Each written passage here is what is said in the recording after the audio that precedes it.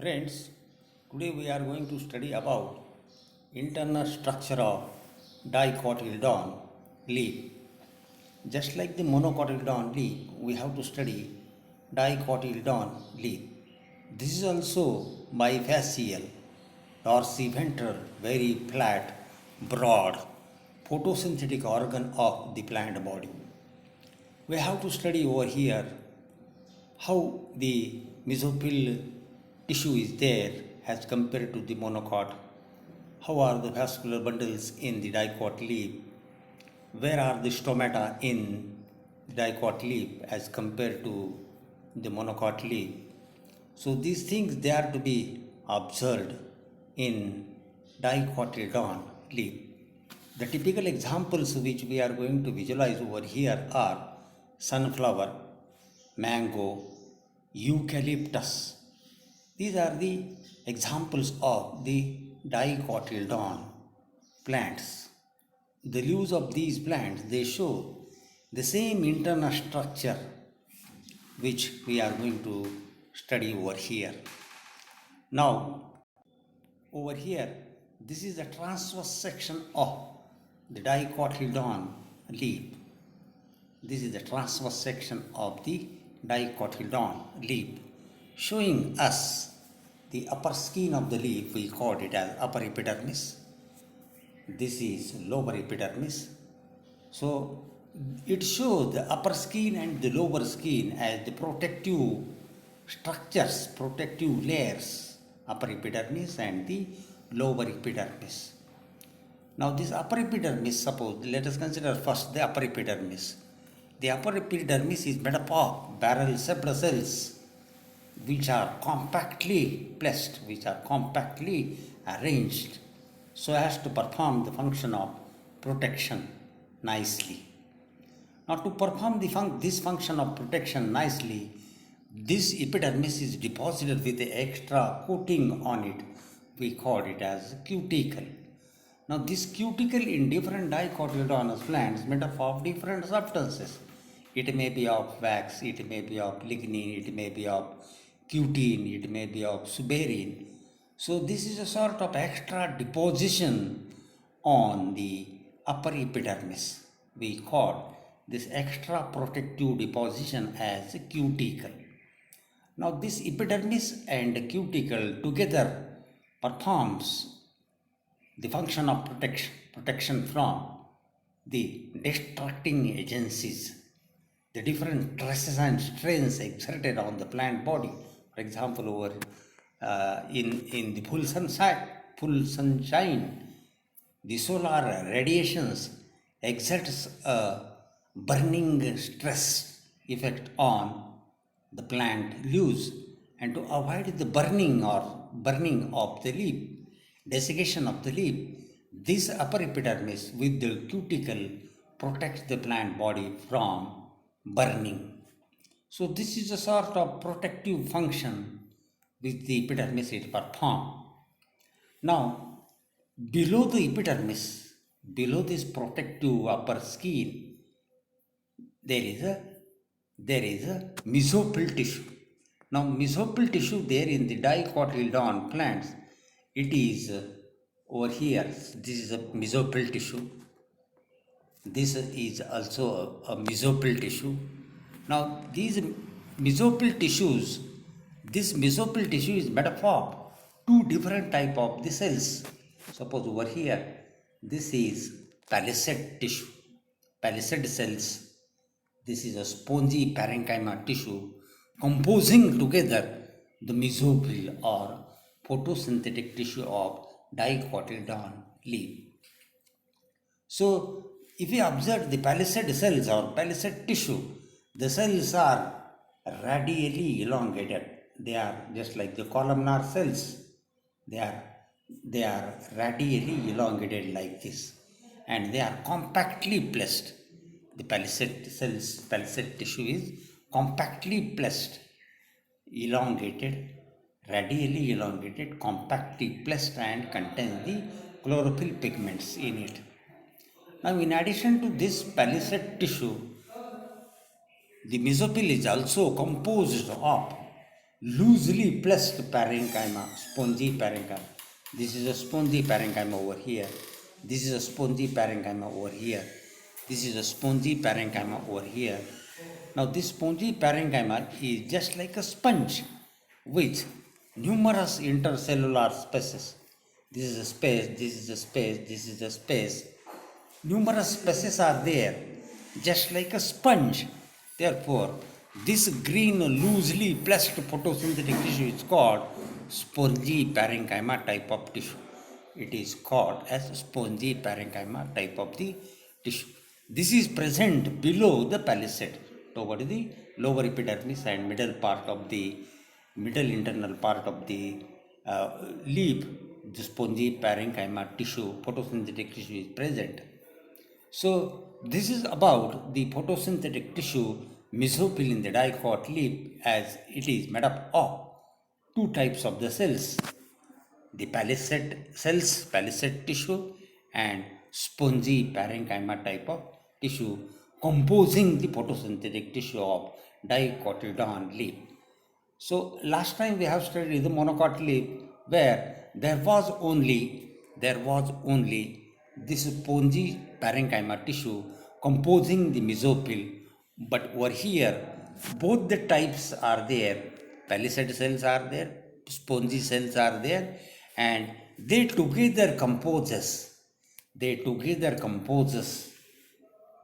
mesophyll tissue of the dicotyledon leaves. Now, in addition to the mesophyll tissue, there are vascular bundles in the dicot leaf. This is vascular bundle over here. Now, this vascular bundle, if you observe, it shows water conducting tissue xylem. There are cavities. There are cavities seen over here. These cavities are nothing but the capillaries or tube-like structures which gets cutted in the transverse section, and therefore they appears as just like round in the outline. They appear just like the round in the outline. So these are the capillary tubes, conducting tubes present in the leaf to perform the function of conduction of water, transport of the water absorbed from the roots. It should be transported to different organs, to the stem, to the leaves. The xylem perform this function of transport. So there in the photosynthetic part, all the veins are there. There are the veins, and the veins contain the xylem elements. Xylem is nothing but the conducting elements, conducting tubes present in the lamina of the leaf. For every cell, this xylem provides the water for photosynthetic activity. We know for photosynthesis purpose, water is required, and to provide this water, this xylem element present in the vascular bundle perform the function, or it serves the function of transport. So this is about the xylem elements. Now, in addition to the xylem, the food prepared in the leaves, it is transported, it is translocated to the different organs of the plant body. And for food translocation purpose, the vascular bundle, it shows a phloem. This is a phloem over here. This is a phloem over here. This is a phloem tissue. Food transporting, translocating tissue is there. So xylem and phloem, this xylem and phloem together composes a vascular bundle. Together composes a vascular bundle. Vascular bundle is nothing but the veins in the leaves. Venation. We say that in dicot leaves the reticulate type of veins are there. In the monocot leaves, parallel type of veins are there. And when we cut the leaf, these veins are seen in the lamina, broad part of the leaf. These veins appear, or we call over here them as the vascular bundle. This is the vein, we call it as a vascular bundle, where the xylem and phloem are jointed together. Xylem and phloem, they are jointed together in a bundle, the vascular bundle is called conjoint, and they are placed one above the other. The phloem is toward the lower side, the xylem is above. This is collateral arrangement of the xylem. Phloem toward the lower side, and above it is the xylem. This is the collaterally placed arrangement of the xylem and phloem of the vascular bundle, and therefore we call it as collateral. So vascular bundles are conjoint and collateral. So one thing over here should be remembered, as compared to these vascular bundles of xylem, vascular bundles of stem, dicot stem and monocot stem, here the phloem is present over the lower side and xylem is above. So this is a reverse position of xylem and phloem here in the leaf of dicotyledon plants. So this is about the vascular bundle, which are conjoint and collateral. Now each vascular bundle shows a bundle sheath. Each vascular bundle have a protective covering. We call it as a bundle sheath. And above this bundle sheath, toward this side and toward this side, there is a characteristic type of mechanical tissue.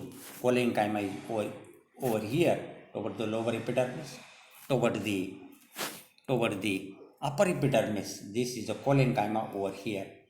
This is a cholenchyma over here. This is a cholenchyma tissue. This is a cholenchyma type of tissue. Now this cholenchyma is a characteristic type of primary mechanical tissue. This have the flexible nature. It shows elasticity. It can be stretched. So this is sort of a flexible mechanical tissue present toward the upper epidermis and toward the lower epidermis, or we can say this is the extension of the bundle sheath. This is the bundle sheath, and this is the extension of the bundle sheath appearing in the form of cholenchyma tissue toward the upper epidermis, and toward the lower epidermis also there is a cholenchyma type of tissue.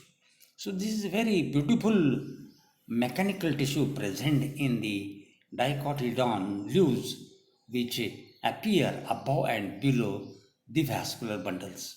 Now we have seen the monocot leaf. There was a sclerenchyma above and below the vascular bundle of monocot maize leaf.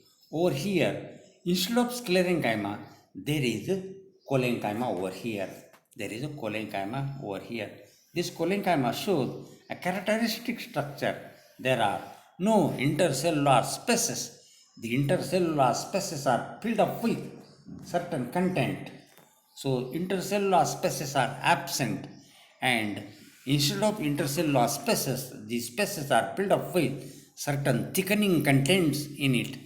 So this is characteristic type of mechanical tissue present above and below the vascular bundles of the dicotyledon leaf. Now in addition to this, if you observe the lower skin, this is the lower skin. This is the lower skin of the leaf, dicot leaf. Now this lower skin, like the upper skin, upper epidermis, it is also uniseriate, made up of barrel-shaped or cylindrical cells which are compactly arranged. Now this lower epidermis shows at certain places the pores over here. This is a pore over here. This is a pore over here. These pores are called as stomata, singular stoma. Now these stomata are helpful for transpiration and exchange of gases. For ventilation and transpiration, these stomatal apertures, pores, openings are helpful. These stomatal apertures or pores are helpful, which are present in the lower epidermis only, which are present only in the lower epidermis. So this is the sort of characteristic occurrence of the stomata in the dicotyledon leaves, that they appear only in the lower epidermis.